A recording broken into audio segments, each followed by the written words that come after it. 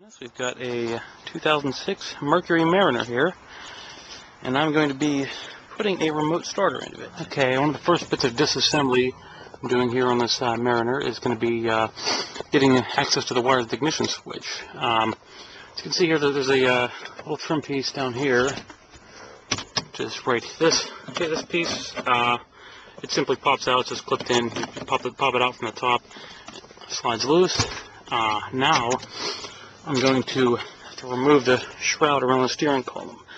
There are actually 3 screws for that to hold this column shroud in place. One's there, and one is further down there. They're already removed just for me. Okay, next we're continuing to remove the console. I actually didn't video this. There's a plastic trimming that goes around the shifter. It was particularly difficult to get off in these cases. They can be sometimes, because they've got these little clips. You can see how it's sort of just got a little bit of serrated edge there. You can see the notches that go into down there. Yeah, you want to this will just pry up, but again you want to be particularly careful to not break off any of the tabs when you're removing it. But the trimming is designed to just pop out of the dash panel like that. The next step is removing the remaining ring around the thing. A door panel popper, a pry tool, and it will work pretty well for clips when you can't just get them up by hand. If that's the case. And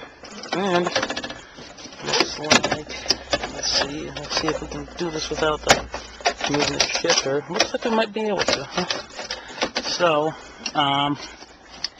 here's the wire that's going to have to be unplugged. It's just a push to release right there.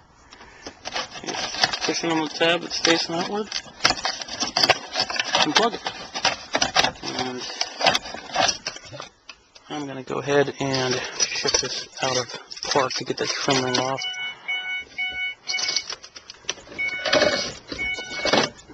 That's all you need to do there, just like that.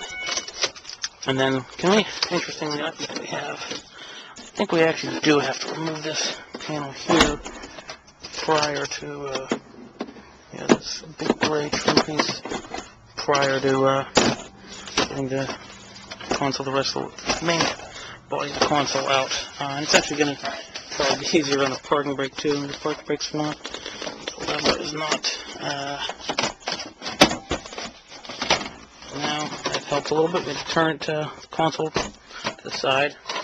And then it slid right off. That trim piece slid right over the parking brake. Now we've got the main part of the console, and actually I forgot this. There are 2 more 7mm screws at the very front here. I'll take out now. You can see they're right at the front, visible once you remove the main trim plate that goes over the shifter and the parking brake handle.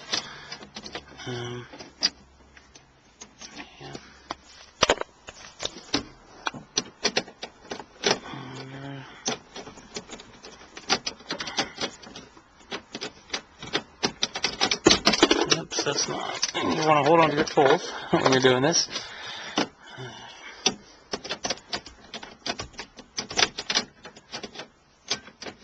Screwed. You can actually just slide it up, pick it up like that. It slides out.